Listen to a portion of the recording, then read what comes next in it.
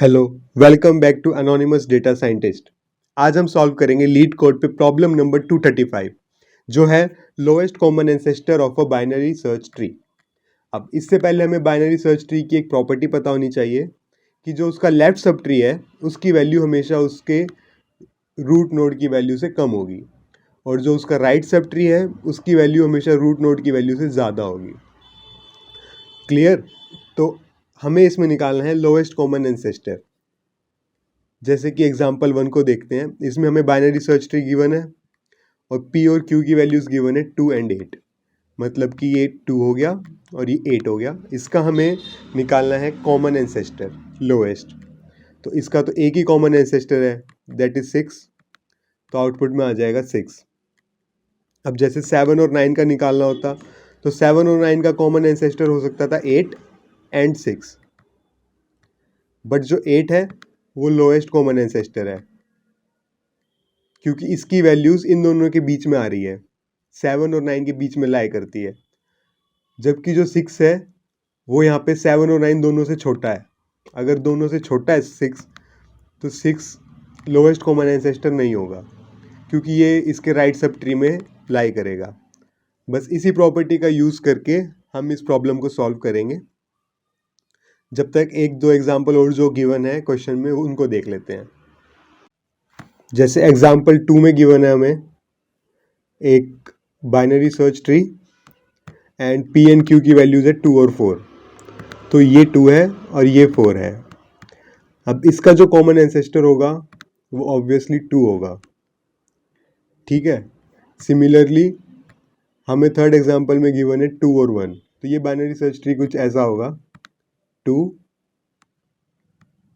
और जो 1 है उसकी वैल्यूज 2 से छोटी है तो पक्का ये लेफ्ट साइड है, मतलब कि लाई करेगा, तो इसके लेफ्ट सब ट्री में आ गया 1।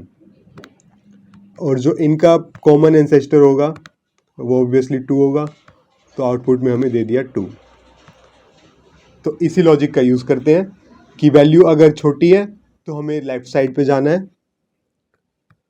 अगर P और Q की जो वैल्यू है वो बड़ी है रूट नोड की वैल्यू से, जैसे कि यहाँ पे 7 और 9 जो है वो बड़े हैं रूट नोड की वैल्यू से, तो हमें राइट साइड जाना है, अपने रूट को ये कंसीडर करना है।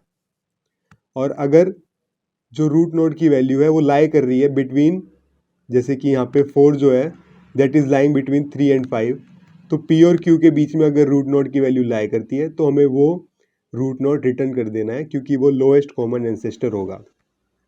तो चलो इसका एक बार कोड देख लेते हैं, फिर उसके बाद आपको क्लैरिटी आ जाएगी। जैसे कि अब ये है, हम स्टार्ट करेंगे एक वाइल लूप लगा के। वाइल लूप में जब तक रूट की वैल्यू नन नहीं हो जाएगी हम उसको रन करेंगे। तो हमारा लॉजिक क्या था कि अगर P की वैल्यू बड़ी है रूट नोड की वैल्यू से और Q की भी वैल्यू बड़ी है रूट नोड की वैल्यू से, तो हम राइट साइड जाएंगे। यहाँ पे कंडीशन है, ये इफ लगा देते हैं, तो हम जाएंगे राइट हैंड साइड, तो हमारा नया रूट बन जाएगा रूट का राइट। सिमिलरली सेकंड कंडीशन ये होगी कि अगर P की वैल्यू छोटी है रूट की वैल्यू से एंड Q की भी वैल्यू छोटी है रूट की वैल्यू से, तो हम किधर की साइड जाएंगे? हम जाएंगे लेफ्ट की साइड। तो हमारी जो रूट की वैल्यू हो जाएगी वो हो जाएगी root equals to root dot left.